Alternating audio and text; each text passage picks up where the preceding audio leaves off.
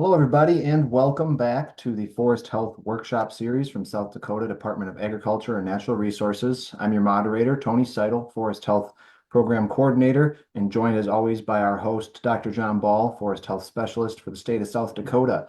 We took a short break during the month of June. Well, we didn't take a break. We took a break from this series. We were busy out in the forest.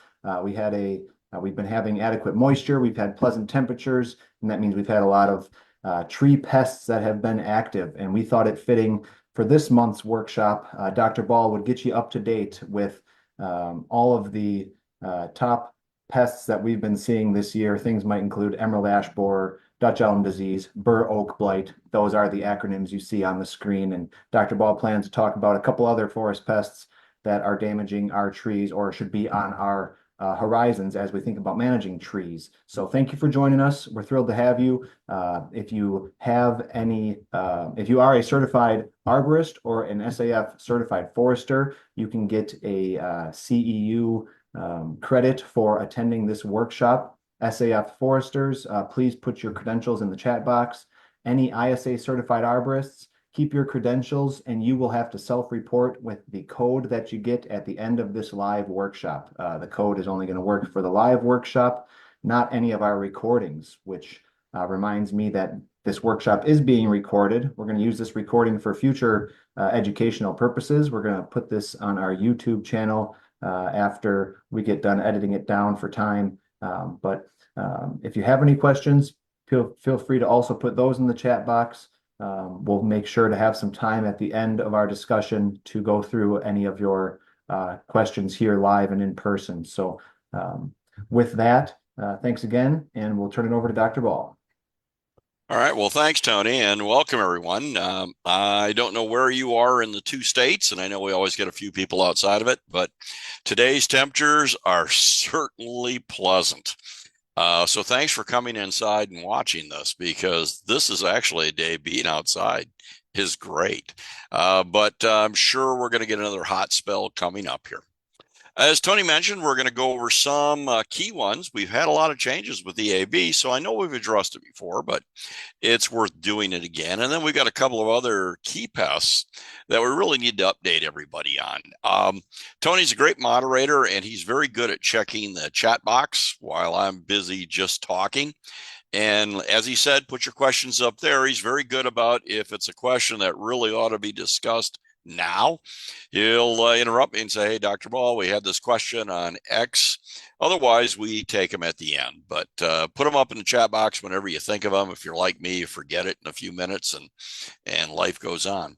I do want to mention one at the beginning, though, that we're not going to spend a lot of time on because it's very localized. By that, it's the Black Hills, both the South Dakota and Wyoming side, and even a little out from both sides. But the picture that you see here is my title slide. That's a stand of oaks up by spearfish. And in that wide area out there, let's see, I got to get this working here again here. Apologize. There we go. What we're finding is a lot of these skeletonized leaves. You'll notice what has happened is something has fed on all the leaf except the major veins, kind of like a kid who has to have the crust cut off their toast. These are fall cankerworms, and that's a picture of them there. Now, they're spring cankerworms and they're fall cankerworms, and they both feed at the same time, which is in the spring. They differ as to when the adults are out and laying eggs. They look very similar, but there are enough differences. You can tell them apart if necessary. They are loopers. They literally inchworms. They literally move by folding their body together and stretching it out and folding it. But the defoliation has just been incredible. Now, the good news is, even in this picture, you can see there's a lot of parts of the leaves still on there. So it didn't really require any treatments. In fact, most people didn't notice this until the defoliation was almost finished anyway. And at that point, any spray would have been a revenge spray. You're spraying just because you want to get rid of the evil insects as opposed to you're going to stop any damage. And by the way, killing larvae just as they're finishing feeding doesn't really affect the next generation either. I know that sounds strange. You think, if I go out there at the very end, even though they're done feeding, if I kill them then, that's going to be fewer adults, but surprisingly, it makes very little difference. So typically for treatments such as this, it would be at the beginning when the cankerworms are first starting to feed.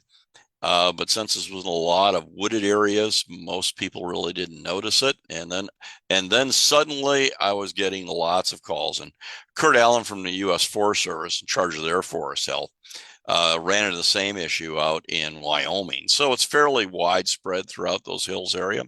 Now the oaks, because we've had a lot of moisture, at least up until recently. I know we're getting dry out in the Black Hills again. The oaks actually put out another flush of growth. So they're looking pretty good. But this, and I don't expect to see it next year necessarily. But you do get these defoliators that pop up for a year or two and then kind of disappear, so to speak, for maybe another 5 to 8 years. Well, I am going to give you an update on emerald ash borer since we spoke last. We've had a couple of new finds, and so that's worth having a little discussion here again, because unfortunately we've invested a lot in ash in both states, South Dakota and North Dakota. Yesterday I was out working on the tree inventory, the ash tree inventory for Huron, South Dakota, because they realize they're in the bullseye. They're getting pretty close to probably finding the insect there, so they wanted to know how much ash they had so they could kind of budget resources to start getting the removals done. A lot of our communities, it's about 30 to 35% ash. Some have already been reducing the number of ash they have, and that as a percentage has dropped to 20 or even less. And that's good. So no matter where you are, it's a good idea. Emerald ash borer hasn't arrived in your communities. Start taking actions to help reduce it so you're not left with something like this where you literally have standing dead trees. But here's the key one. If you take a look at the South Dakota side, the most recent find was in Brookings, South Dakota. Yeah, I know, my hometown. Wasn't on my tree. In fact, the day I found emerald ash borer in Sioux Falls back in 2018, when I came home, I cut down the only ash tree in our yard. Doreen didn't like it anyway, and wanted to kind of do a patio there, so why not? So it came down, so I don't have to worry personally about emerald ash borer. But we did find it in the community. It's our most recent find, but I also want to point out we didn't put out a press release just because it's very, very common, but I found it on the edge of T, South Dakota as well. By that, I found declining trees that were infested. So if you're in Minnehaha, Lincoln County especially, it's pretty much throughout both. And yes, there are some communities we haven't seen much activity in yet, but if you're in those two counties, it's pretty much there. And then down in Union County, it's really concentrated more towards the very south. Now, notice that the adjacent Minnesota counties and Iowa counties are also infested. Rock County in Minnesota is infested. Lyon County was infested, found an infestation there by Marshall. And so it is slowly moving. And I will say it's slowly moving because, and I truly believe this, I believe because of people adhering to the quarantines. It's kind of interesting. We have 1, 2, 3, 4, 5 counties in South Dakota infested within 6 years.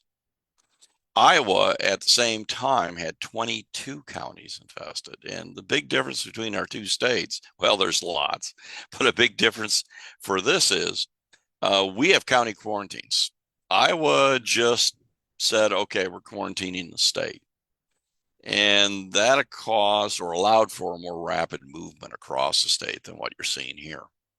For those viewers here in North Dakota, yes, we have it in Moorhead. In fact, we did do an emerald ash borer workshop for commercial applicators in Fargo this spring, very well attended. And obviously, if you're just across the river, you're certainly within 15 miles. And so there's a lot of people in Fargo already beginning to treat their trees as well. And the Moorhead infestation, which was originally fairly small, surprisingly is larger by that, spread more through Moorhead than was first thought. And so the western end of Clay County, the county that it's in, is under quarantine as well now.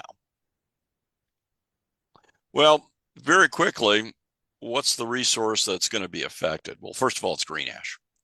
Green ash is the most common ash in South Dakota and North Dakota, and it's also the favorite food of the emerald ash borer. How's that for working out just right? And how do we identify ash, green ash in particular?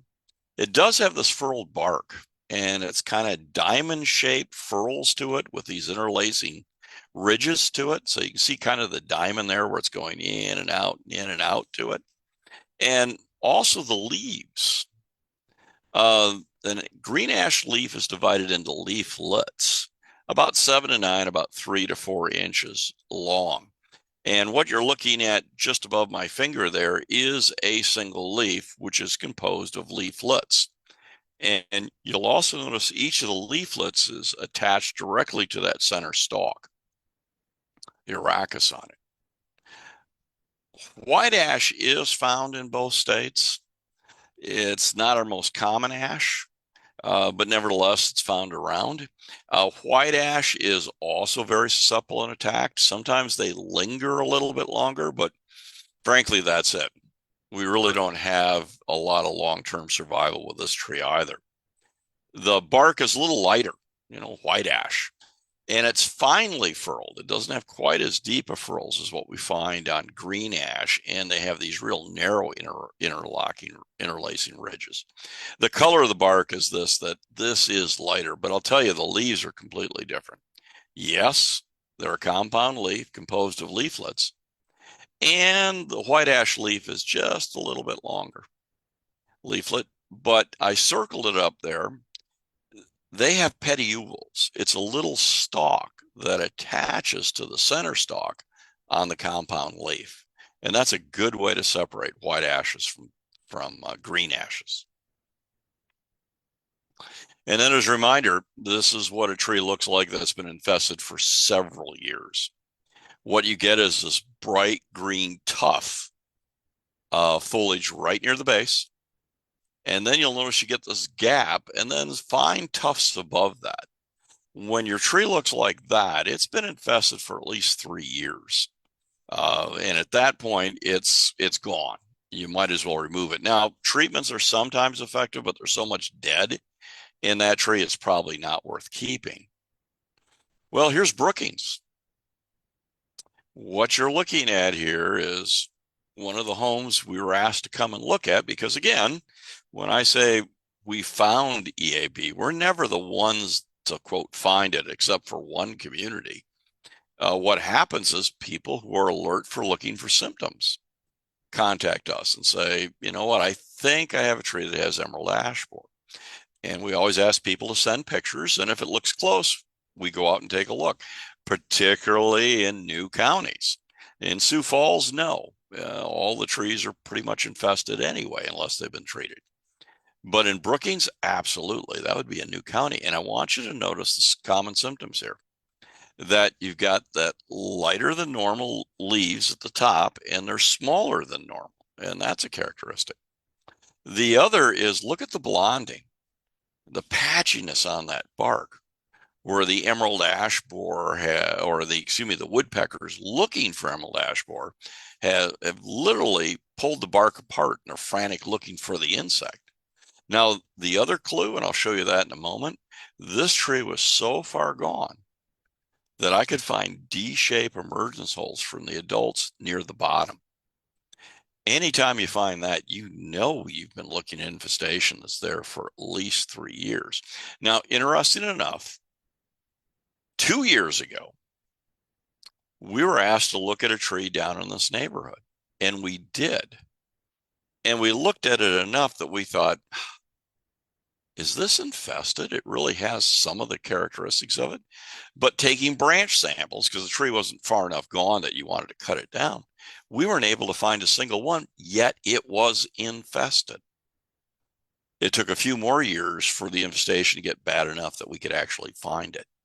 And that's happened before as well. So again, I encourage everybody in South Dakota to contact us, Tony or myself, and we'll get out there and take a look at it. In North Dakota, use your forest health specialist. Up there, your extension forester.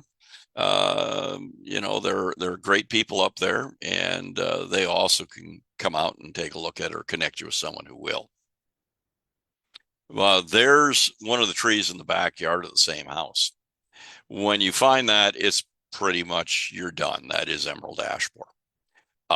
You've got those serpentine galleries, and what's interesting about this insect is it kills the tissue around their galleries. Now, our native insects don't always do that. And so notice that patchiness where they've killed the tissue as they're tunneling back and forth. Now, so far, I've shown you a tree that looks infested. I've shown you galleries. But just based on that, I cannot confirm a new infestation. By that, I mean a new community or a new county in particular, because new county means we got to set up new quarantine. So we actually have to find a life form on this. What was interesting is we could. Mostly adults coming out of the bark, but there's always a few larvae that kind of hang out. And so we were actually able to identify it with a couple of different life forms on it. And this was about the 3rd of July. And so we have a few larvae that actually overwintered as larvae are continue to feed. Sometimes they have a 2-year life cycle. And then we had adults. I actually pulled an adult who was coming out of the bark. And obviously, then you've got your smoking gun. You know you have emerald ash borer there. And there it is. Isn't that cute? Shiny as could be, very obedient. Believe it or not, they'll sit in your hand for a moment or two. If you got a little sun in your hand too, and it's 75 degrees, kind of like today, they're kind of like cats. They're pretty happy just to sit there, and I don't know if they purr, but it won't get up and fly away very quickly. Though, again, if you make a lot of movement, suddenly they'll take off and disappear. In terms of size, and this picture was sent to me by Sam Keyser of Aspen Arboricultural Solutions. He was down in Lenox.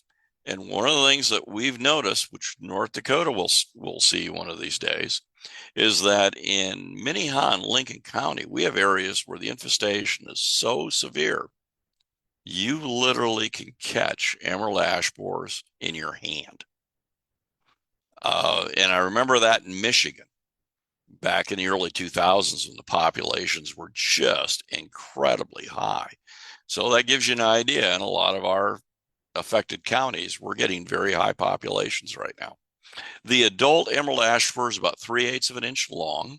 Notice it's kind of torpedo shaped and about a 1/16 of an inch wide. The other thing I want you to notice is it has very small antennae compared to the length of the body. Notice that you can see one of them sticking out at the head, which would be the left side of your picture, just above the foreleg. That's as long as their antennae get, and quite often the antennae are curled back, and you don't even notice them. If you find an insect that's colorful and has very long antennae, it can't be an emerald ash borer. Now, by the way, we do have other shiny beetles out there. This is one of the jewel beetles, and it is related to emerald ash borer. They're in the same family, and they're both buprestids. And they're also very shiny, but I want you to notice the pattern, which can be kind of wavy. Someone thought they caught emerald ash borer out in Rapid City, and had contacted the department. And I think both Tony and I came to the same conclusion that, well, we don't have the insect, but it's unlikely not EAB. It's probably one of these because I can find them out in the hills right now flying. And by the way, I can find it in the eastern part of South Dakota, and it should be found in North Dakota as well. But they are shiny. But I want you to notice that the thorax there is much darker, and then the body itself can be speckled, and sometimes the speckles almost come into a pattern. And this is just one of our native wood borers. It just goes out there and feeds on dying trees. Dying cottonwood's one of its favorite. And we've got a lot of dying cottonwood in both our 2 states. So while there are some other buprestids out there, this is probably one of our most common ones that people look at it and they think, I think I saw emerald ash borer, and they may try to grab it, and it does buzz off then. And so they don't even have a picture of it. But we also are lucky that we get people that, have a cup handy or something. And we had one that was on a picnic table, and somebody put a cup over top of it and brought it in. And so we're able to identify it and tell them, no, thank you, but it's not EAB. But there they are coming right out of the bark, and this is EAB, and they've been doing that for the last couple of weeks in South Dakota. We're a little behind in terms of growing degree days from last year, so we're still having adults emerging where last year it was finished with us. But there's the exit holes, and that's the exit hole in that tree that I showed you from Brookings. Now, one of the things we are using is drone technology. You can see the drone there hovering. And we can go through a town and look for emerald ash borer with a drone much faster than we can by foot. And what's interesting, and there's our drone up there, you can see the eye in the sky for us as we're going through Brookings, but we're able to map it out. You can watch it on your screen here. And then look at all those trees. Tanner Akins, who's a graduate student here at South Dakota State University and also a campus horticulturist, is doing this work. And so these are his photographs right here. But take a look. That's Brookings, South Dakota. And if you walk that street, you wouldn't notice these trees quite as much. So this is great technology. It'll help us get out there and look through new communities very quickly. But after a while, you can spot them from the air much sooner than you can detect them from the ground. And this gives you just how bad of an infestation it really is, despite the fact we just found it. Now, it's localized, not throughout the entire town, but in the area of town in which we find it, you can find a lot of it. And here's another picture. And you can see, if you look closely, all the ash that look discolored, those are all infested trees. And we're going to be doing more surveying this week for the South Dakota Department of Ag and Natural Resources. And by the way, in towns Brookings size, once you find it, you treat anywhere, because emerald ash borer can easily fly a mile just as it wanders around munching on leaves. And so it really doesn't matter where you live in Brookings, and that's going to be the size of a lot of our communities. Sioux Falls was huge, but for a lot of our towns, 2 miles across is pretty much the limit.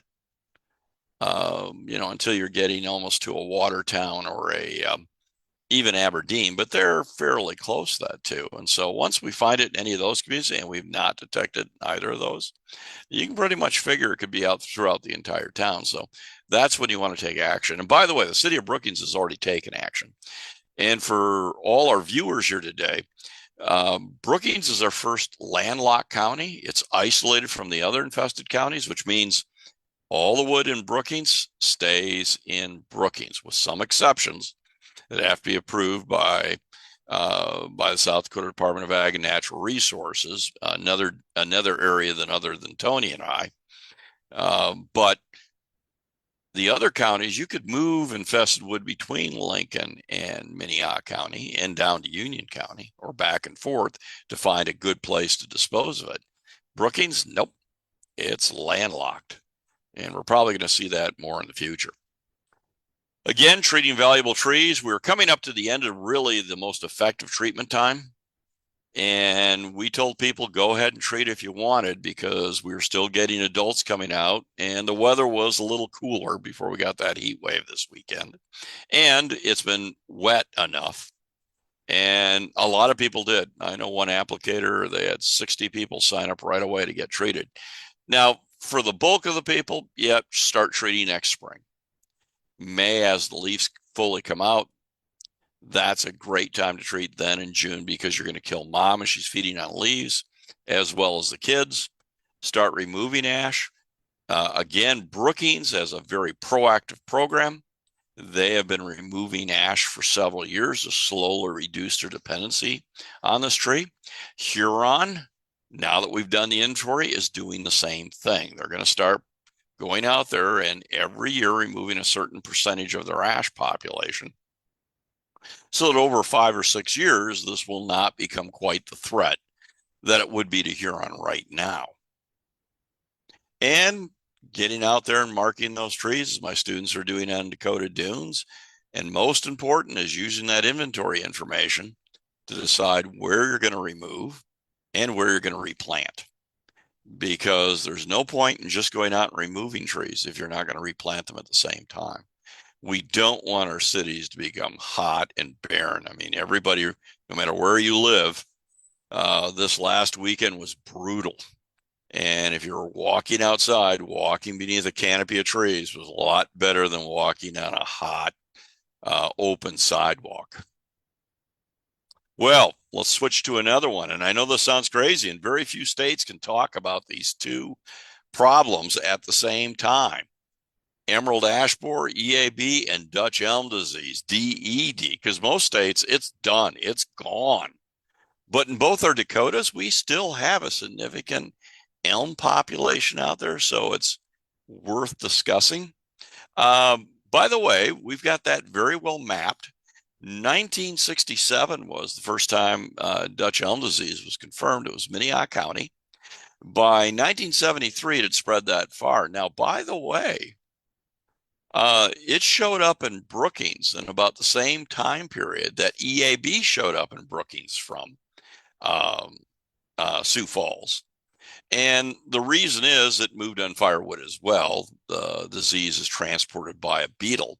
And if you take a look at the rest of it, by 1978, about 10 years after its original find, look how far it had spread. Now, by the way, it had also spread out to the Black Hills by then. Why? People were carrying firewood. Hence our reasoning now of having quarantines, which weren't in place back then. And had we had that, we could have slowed the spread of Dutch elm disease. By the way, it took till 1986 to get to Harding County. And I think with quarantines and people observing them and letting us know when they think they found an infested tree, we might be able to spare Harding County 2 decades or more from EAB once our original find in Sioux Falls. So it'd be nice if they weren't affected till, let's call it 2040. So the longer the better. It gives communities the longer time to prepare. But we are still going out and marking for Dutch elm disease in communities. And this year has been a very big year. There's a lot of red X's of death because this is another pest where you want to get rid of that tree as quickly as you possibly can. Reason being is the beetles are in that tree still. And if you just cut it down and stack the firewood, the beetles will come out and carry the disease, and you've just spread the disease farther. That's what the spores look like. Isn't that neat in that fruiting body? Looks like little lollipops.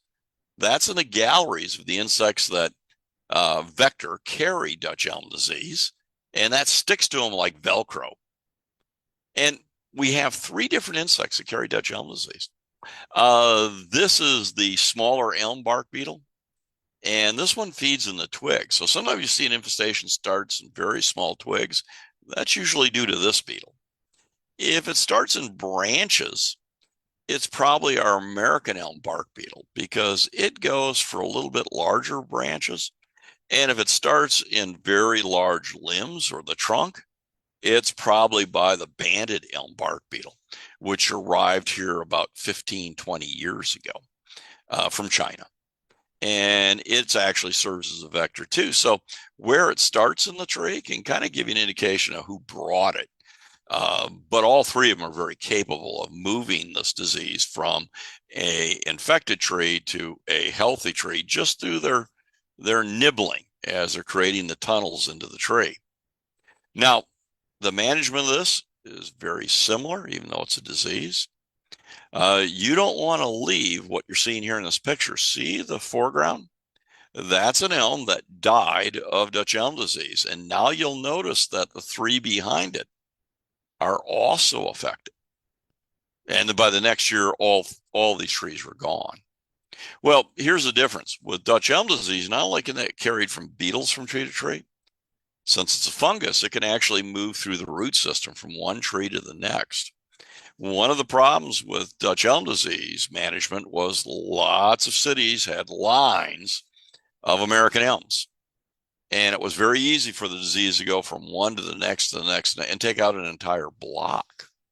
And so the key here is cut that tree down that's infected, cut it as flush to the ground, grind out the stump if you can, if there's any other American elms within 40 feet of it, because otherwise that disease will transfer very easily from the diseased tree to the healthy tree. So a beetle could carry it to the tree over a fairly long distance. But if there's other American elms nearby, it doesn't have to necessarily depend on the beetles. It could move just through the root system. Now, there's an idea of trenching. In other words, you have an infected elm tree. Well, immediately cut a trench between that and the adjacent elm tree. So maybe you can stop it before the disease moves all the way through. We've tried that on campus and had very, very little luck, as others had. Unfortunately, by that time, the disease is probably spread by the time you noticed it. And noticing it's fairly easy, that if you find branches up in the tree where the leaves are turning yellow right now and the leaves are starting to dry and drop, and it's an elm, obviously, that's probably Dutch elm disease. And if you get a twig from that affected area and you see that streaking, that's an almost always Dutch elm disease. Now, we can culture it in a lab, but this is actually diagnostic. If you find that streaking, it's pretty much done. You know you have the disease in that tree. And again, it's a fairly serious disease. It's almost eliminated American elm in the state. Not completely, but knocked it down quite a bit. And this year has been a very bad year for Dutch elm disease. And the reason is it's been a wet year. And what they noticed in Minnesota is that if you had a couple of dry years followed by a wet year, that wet year you would find far more disease than you had during the dry years because of the effect on the pores, the vessels that carry the disease throughout the tree. And we're certainly seeing that. City of Brookings, which still has quite a few elms, has been taking down elms this year more than they normally do, because the disease is just showing up everywhere. And again, it's a wet year. Now, treatments do work. Treatments are very effective, particularly if they're used as a preventative. They can be therapeutic. In other words, the tree has a disease and you can still treat it as long as it hasn't become too infected. By that is maybe only 10% of the canopy has leaves that are yellow and wilting and dropping. But it's far better as a preventative, that you're treating healthy elms. And this is done on about every 3-year rotation. Now, it's using a macro injection system rather than the smaller system that's used on ash with emerald ash borer. And notice what's done here. You excavate all around the root flare to really get it. And it takes an hour or two for all that chemical to get into the tree. But every one of our American elms on campus right now, they're all being treated on a 3-year rotation because we don't dare lose any more. One other caveat here is that the chemical, the fungicide, will not prevent a root graft infection. And that's why injecting elms is usually used on isolated elms, because if there's another elm next to it that's not being treated, the disease can easily move from the untreated elm when it becomes infected to the treated elm. All right. The other thing is we typically don't treat until after the 4th of July. Reason there is the tree may already be infested from the previous year. It just hadn't shown symptoms yet. If it hadn't shown symptoms by the 4th of July, tree's probably still healthy. That's a great candidate to go out and inject. But keep in mind, you're going to be doing this about every 3 years for the rest of its life. But we do have some lookalikes. Here we are in South Dakota State University campus, an American elm. And you'll notice that, wait a minute, half of it's kind of green still, and the other half is not. Now, this is verticillium wilt. The symptoms are a little bit different. And by the way, if you took a twig and pulled the bark away, you would not be getting quite that same streaking. There's sometimes a streaking, but it's a slightly lighter color into it. This can be cultured, in other words, to determine that it is verticillium wilt. But I've seen trees that have been cut down for Dutch elm disease. It didn't have Dutch elm disease. They had verticillium wilt. Now, this still kills the tree. But the importance of this is it's a soil-borne pathogen. So guess what? In that soil, you're not going to plant any tree species that's affected by verticillium wilt, which means you're not going to plant any elm, hybrid or not. You're not going to plant any catalpa. You're not going to plant any maple. Guess what? It affects ash as well. Not that anyone's planting them. But notice here's a tree on campus. Notice half of it's green and the other half is not. That's a very common symptom pattern for verticillium wilt. And sometimes these trees can actually recover. So you don't necessarily have to take them down all at once. There's no need to. It's soil borne anyway. It's not like you're going to dig up the soil either. But it affects maples. You'll see sugar maples midsummer. If you're noticing right now, maple is wilting, all right? Particularly some of the branches or perhaps throughout the entire canopy. That could be verticillium wilt. Green ash. Here's a green ash in Sioux Falls. It was a green ash being treated for for emerald ash borer. Yet it started to die. And I was called because the homeowner was upset. Well, I'm paying to treat it. Well, no, it had verticillium wilt. Nothing says you can only have one problem. And this had two. And then catalpa. Catalpas are very simple. Notice how it's wilted away. Look for that right now. Right now, you'll see verticillium wilt. It looks like, oh my gosh, that whole tree's not getting enough water. No, it's not that. It's wilting from verticillium wilt. And that's not all of it either. Here's elm yellows. This is a phytoplasm, which affects elms. And what's interesting here, this is actually a vanguard elm. It's one of the hybrid elms. And so when you take a look at our hybrid elms, they have all been tested for Dutch elm disease and found that they're very resistant to it. But they haven't all been evaluated for the other major problems, verticillium wilt and elm yellows. And so you can buy a hybrid elm and still have it die. Now, the odds are very low. They don't contract these diseases very easily. But nevertheless, that was a call I got on this one. Why is this hybrid elm dying? It wasn't dying of Dutch elm disease. It was elm yellows. All right, well, I want you to look at these two leaves. Do they look like the same? No. Oak anthracnose on the left, bur oak blight, better known as Bob, on the right. Anthracnose causes dieback from the tips like this, whereas with Bob, bur oak blight, we get these kind of triangular areas in the center of the leaf being affected. So the symptom pattern is different. And I want to talk about bur oak blight, and here's why. It's popping up. It's popping up all over eastern South Dakota right now. And guess what? It pops up when you have a wet spring. And everybody from eastern South Dakota knows we had a wet spring. You get a couple of years of dry, which we've had, and then you get a wet spring. This disease also tends to pop up, much like Dutch elm disease does. And so what you'll notice here is here's some leaves, and you'll notice those leaves have that triangular at the tip that is dead. And then you'll notice these little dots along the midrib, and those will be on the petiole as well. Now, the other clue, you're going to find last year's leaves still attached. See that? The disease overwinters in the petioles of the leaves from the previous year, and they'll hang on even into midsummer.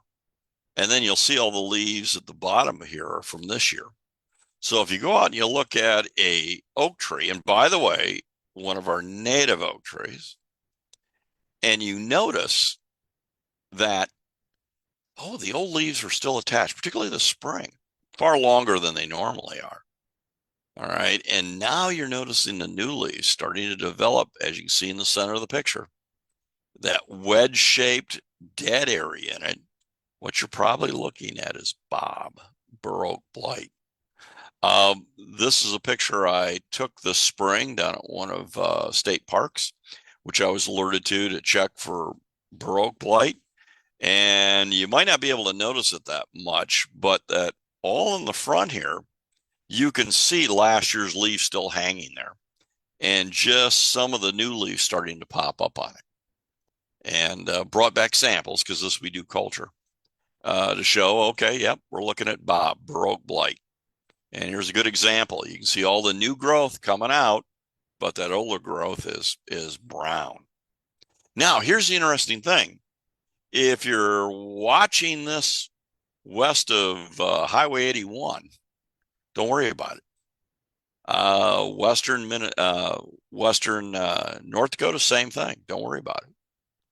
But if you live in Iowa, worry about it. If you live in Minnesota, worry about it. If you live in eastern South Dakota and southeastern North Dakota, yes, this can be a problem, and it has been found in these areas.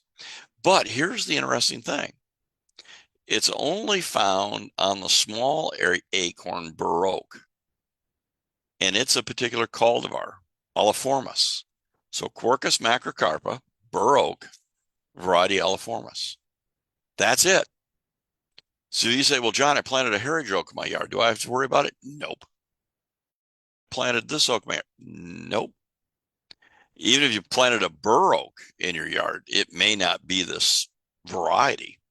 But if you're looking at the native woody draws, yes, you can find this disease. And it is the one with the small acorns. Some of the acorns and the burr can be rather large, but not this one. And it's even named after Iowa because that's where the work was done on it. Now, what's interesting about this disease, it'll trick you.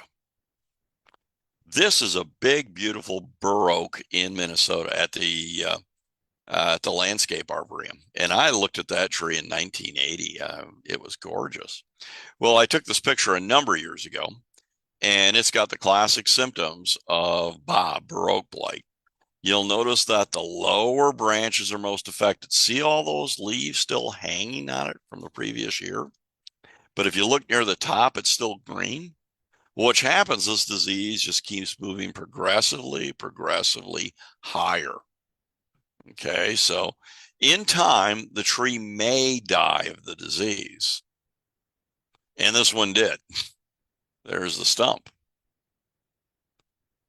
But the other thing, here's what the tree looked like in the fall. Here's the same tree the following spring. So what does this mean? Trees can recover from this disease as long as we get back into normal rainfalls or go slightly dry. It doesn't mean death. Every tree that's affected is a slow death. In other words, every year that the tree's having the disease, by that the leaves are browning and dying, so it's not able to manufacture enough food. It's more stressed. And after quite a few years of this, it can finally die of this disease, usually also being attacked by the two-line chestnut borer or some other problem in concert with it. If the weather goes to moderate or dry, well, you don't see the disease for a while. So it comes and goes. And I also should mention, not every one of this variety is going to be affected as well. There's a lot of tolerance of the disease. And so one of the recommendations is don't do treatments on trees as preventative until you actually see a problem in it. Okay, because why treat a tree that may never get it? But if you live in an area where you have some nice native woody draws of Baroque, and it's in your yard, obviously, well, yeah, then you can treat them. And the treatments are very similar to Dutch elm disease, done on about a 3-year time period. But the good thing is the trees can recover on their own as long as the conditions are favorable. That's too late. I get calls like this. What about that tree? No. And there are a couple of ways of managing this.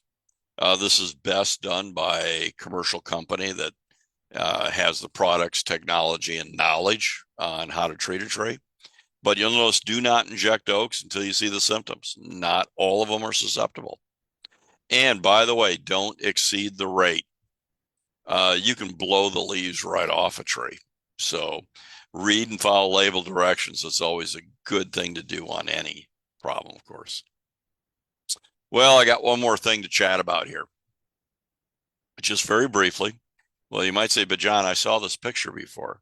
If you look over right, probably on your screen, right below me, you'll notice there's a dead tree right there. I got an arrow pointing to it. And you go, it doesn't quite look like an ash. It's not. That's a Scots pine that died of pine wilt. And those are scattered throughout this picture as well. The thing I do want to mention, and I've talked to you about pine wilt numerous times, and I'm sure we'll talk about it again, but the part I want to highlight today is Scots pines usually become infected and die the same year. Okay. So in other words, you see the symptoms suddenly developing, and that'll be coming up or even starting now. One branch, the needles are starting to hang discolored, and the tree's gone. Austrian pine can take 2 years. So here's 2 Austrian pines, and that one you can see is pretty well affected, but it took 2 years to kill it. And so if you ever go out and look at an Austrian pine, you say, I think that's coming down with pine wilt. You're finding needles hanging like this and that. And you say, well, wait a minute, it's late fall, it's not dead yet, so it can't be pine wilt. Yes, it can. Austrian pines can take 2 years. Now, by the way, they never recover. It's not like, well, sometimes the next year they improve. They never do. But they can linger for 2 years, not just one.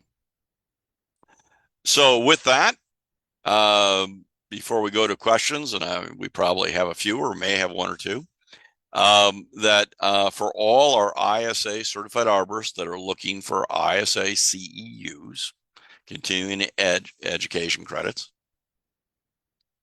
that reminder for 2 things. First of all, when you record it, record the title as we have there, EAB, DED, BOB, oh my, exclamation point.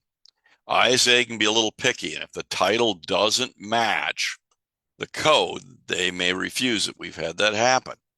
So make sure you copy the title exactly as we had submitted it to ISA. And then the code you need for this one is DS-24-017. DS-24-017. And if you do that, submit it as quickly as you can, of course. We all procrastinate, but ISA doesn't want to get them too late. So when you get time, submit that as soon as you can. So with that, I appreciate everybody getting an update on some of our major threats to trees across both our Dakotas. And Tony, is there any questions? Or I see we have about 11, but those might have been people putting their certified foresters in. So I'll turn it back to you here for a second, and I'll stop sharing. Sure. I'll give everybody another second. Thanks, John. We do have a couple questions that have popped up. Brandon was curious, and you did touch on it briefly about the dispersal capabilities of emerald ash borer. But maybe could you just talk briefly about how the Great Plains region in general will be a barrier, or how will that impact general dispersal of emerald ash borer? Just having such a wide range of open land without ash trees. Right, and that's a good point, and that is going to help slow the spread, is that we don't have rivers lined with ash that cross our 2 states, or forests that cross our 2 states. So those are going to be barriers to help slow the spread. The way it's going to be moved is really 3 sources. One, the one you're all familiar with, firewood. All it takes is someone cutting down an ash tree. A good example, Brookings County wasn't under quarantine 3 weeks ago. Someone goes out about Memorial Day and says, you know what, this ash tree's pretty much gone. I'm going to cut it down. We'll split it. We'll take it for firewood. and they drive out to the Black Hills or Pier or Shade Hill or somewhere. And like sometimes they forget a few pieces and nobody else notices them. And the adults come out of them. And now we've spread the infestation. So firewood is kind of a key one and one that everyone can help reduce it. Now, by the way, if you go to the store and you're buying firewood, and sometimes you can buy the firewood and it's got the galleries right on it, that's all been heat treated. Okay. And so, yes, you can buy that firewood. It's all been certified, but trees you cut down, you cannot move them out of quarantine areas. And quite frankly, even if you're not in a quarantine, I wouldn't want to move it. Heck, remember Brookings, you could have moved it 3 weeks ago, but you would have been moving possibly infested trees. Just because you're not in quarantine doesn't mean it's not there. It just means we haven't confirmed it yet. So that's the big one. Another one is industrial movement of wood. And I don't mean the wood itself, I mean pallet wood. What has happened in a number of states, including our own, is that infestations sometimes seem to appear in more of an industrial area rather than in a residential area by kind of looking at how long it's been in an area. And while they do watch pallet wood, it's not perfect. And there have been examples where ash had been used for pallet wood, bark still attached, and beetles came out of that. So that's the way it arrived in this country through dunnage. Wood just used to hold shipments and packing. So that can certainly happen. So that's two. The third one is just going to be random movement as they hitchhike on vehicles. You'll notice that EAB tends to follow highways, interstates. Look at Nebraska, for example. Look at some of the other states. And we noticed that in Illinois in some of the earlier surveys that we were doing back in the 08 or so, is that the communities right along the highway actually it often showed up first. And so, and someone did a real interesting study and found they'll actually hang on to vehicles up to about 50 miles an hour, and they've traveled 30 miles or more. So, someone in Sioux Falls or Lenox, where you can grab them out of the sky, is putting a boat cover on their boat before they take it up to Lake Poncet. And guess what? A couple of EABs are under the cover, and when they get there, they pop it open. So when the adults are out, that's a real concern. The adults are out end of May through about the end of July. We always have some in August, but that's the time period to worry about actual adults flying being moved. In the wood, they can survive a little bit longer and still come. And then I should mention there's a fourth, and this happens too, that tree companies responding to something, for example, storm damage somewhere, take their trucks, but guess what? In their truck, they still got some pieces of wood from a quarantine area they didn't think about.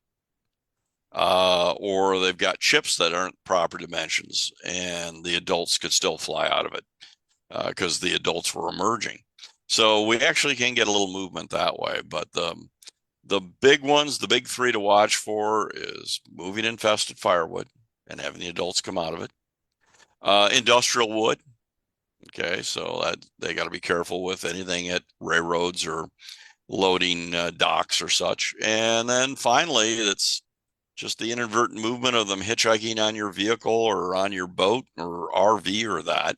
And that would be the adults. They're not going to attach eggs to any of those. So good question. But all three are fairly common ways of moving it over longer distances than 15 miles. We'll get about 5 minutes left and two more questions. So I think that should just about round us out here.